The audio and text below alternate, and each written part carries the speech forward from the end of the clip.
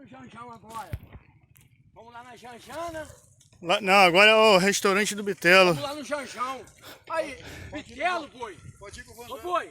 Fala. Esse Bitelo que eu tô falando, nego falou. É aquele restaurante. Bitelo, é esse cara mesmo. Então, aquele restaurante grandão, pô. Que minha irmã falou assim, meu irmão falou, Mário, lá é muito maneiro, tu pega peixe, o cara fica lá na hora. É tilápia, pô. É esse Bitelo.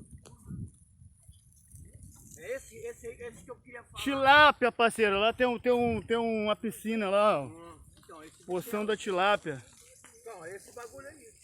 É a hora que a gente tem que vir, pra gente não vir com muita pressa, pra gente poder parar aqui no lugar.